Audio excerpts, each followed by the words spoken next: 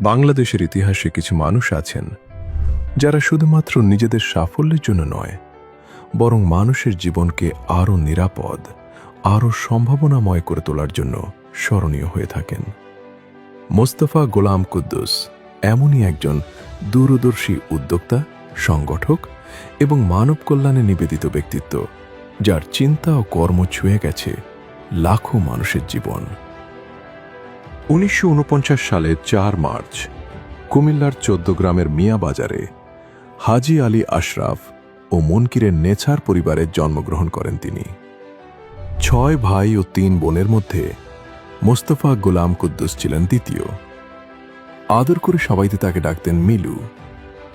ছোটবেলা থেকেই মানুষের উন্নয়ন, সমাজের অগ্রগতি এবং ভবিষ্যৎ নির্মাণের স্বপ্ন লালন করতেন।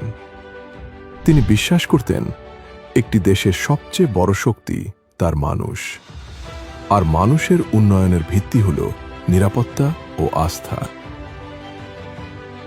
1970 সালের নভেম্বরে পুলিশ বাহিনীতে যোগদানের মাধ্যমে শুরু হয় তার কর্মজীবনের পথ চলা। সারদায় প্রশিক্ষণ শেষে 1971 সালে চট্টগ্রাম কোতোয়ালি থানায় দায়িত্ব গ্রহণ করেন এবং দেশ সেবার অঙ্গীকারে এগিয়ে যেতে থাকেন। কিন্তু সময় ছিল ইতিহাসের এক সন্ধিক্ষণ। মুক্তিযুদ্ধের আহ্বানে দেশপ্রেম, সাহস ও মানুষের প্রতি দায়বদ্ধতাকে সম্বল করে তিনি যুক্ত হন স্বাধীনতার সংগ্রামে।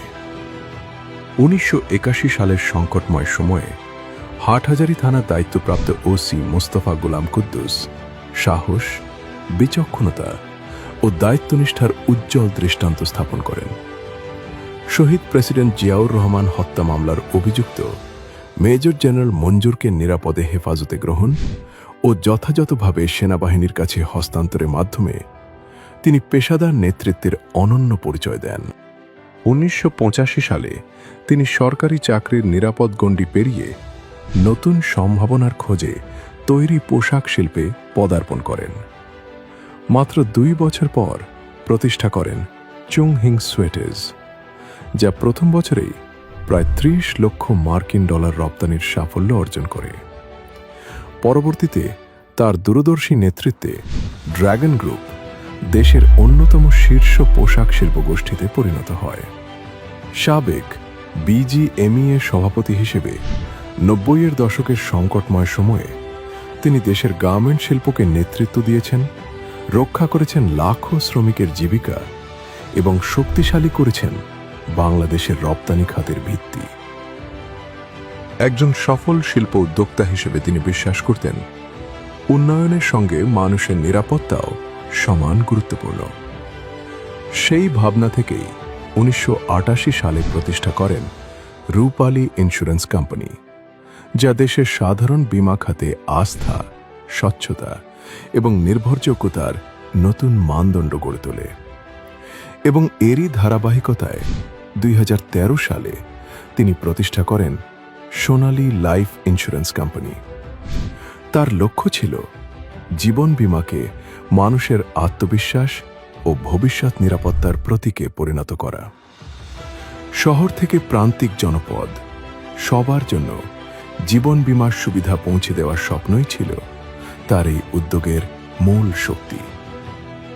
ব্যবসার গণ্ডি পেরিয়ে শিক্ষা ও সমাজ কল্যাণেও রেখে গেছেন উজ্জ্বল অবদান। নিজের জন্মস্থানে গড়ে তুলেছেন বিভিন্ন শিক্ষা ও সামাজিক প্রতিষ্ঠান, যা আজও মানুষের উন্নয়ন ও অগ্রগতিতে গুরুত্বপূর্ণ ভূমিকা রেখে চলেছে। শিশুশ্রম নির্মূল এবং সুবিধাবঞ্চিত শিশুদের শিক্ষার আওতায় ফিরিয়ে আনার জন্য তার নেওয়া উদ্যোগ আন্তর্জাতিক পর্যায়েও প্রশংসিত হয়েছে। মানুষের কল্যাণে তার এই নিরলস প্রচেষ্টা আজও অনুপ্রেরণা হয়ে আছে অসংখ্য মানুষের কাছে।